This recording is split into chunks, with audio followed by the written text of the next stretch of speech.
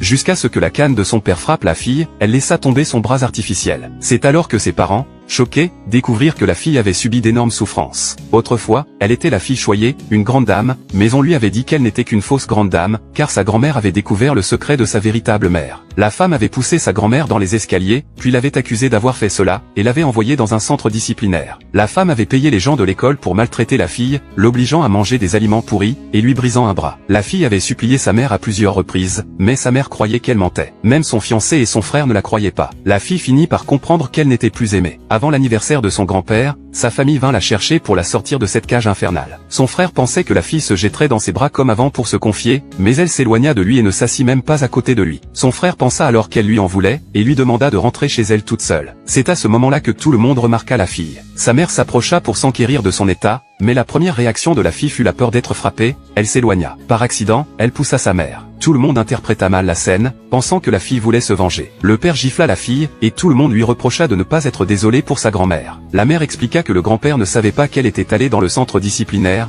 et demanda à la fille de faire semblant pour rendre le grand-père heureux. À ce moment-là, le fiancé de la fille arriva, la regardant prendre le bras de la femme, et la fille se souvint de la façon dont elle avait été rejetée par le passé. Le fiancé allait lui parler, mais la fille le traita comme s'il était invisible. Lors du dîner, tout le monde servit de la nourriture à la fille. En voyant la soupe de sa mère, elle pensa aux abus qu'elle avait subis, forcée de manger de la nourriture pourrie. Elle s'efforça de ne pas vomir et but la soupe, mais son frère la humilia en l'accusant de jouer la victime et de manquer de respect à tout le monde. Face à ces humiliations, la fille n'eut d'autre choix que de boire. Elle se sentit très mal et se précipita aux toilettes, mais la femme la suivit. Elle ordonna à la fille de sortir de la famille. Alors qu'elle s'apprêtait à la maltraiter, elle entendit la voix de la mère. Elle se taillada donc délibérément la main, pour accuser à nouveau la fille. La mère poussa la fille contre une vitre, et se hâta d'emmener la femme à l'hôpital. De retour à la maison, le père accusa la fille d'être une personne maléfique. Le grand-père demanda à la fille de raconter la vérité, et la fille expliqua que la femme avait intentionnellement blessé sa propre main, faisant semblant d'être faible. Mais le frère s'avança et saisit la fille par le cou, l'obligeant à s'excuser auprès de la femme. La fille refusa fermement. Le père voulut punir la fille, mais le grand-père l'arrêta, affirmant qu'il n'y avait aucune preuve qu'elle ait fait quoi que ce soit. À ce moment-là, un domestique acheté par la femme accusa la fille de maltraiter la femme. La femme souriait de manière triomphante, et le père, furieux, frappa la fille. La mère exprima sa déception envers la fille. Elle lui dit qu'elle avait été maltraitée à l'école, et pleura en disant que personne ne voulait la croire ni la sauver. Mais la mère ne crut toujours pas la fille, et le père l'accusa d'être une menteuse, lui ordonnant de se mettre à genoux pour s'excuser. La fille refusa fermement, et fut frappée à terre par le père. Elle était désespérée mais ne se soumit pas. Le père lui ordonna de reconnaître ses erreurs, mais la fille refusa toujours. Lorsque le père la frappa à nouveau,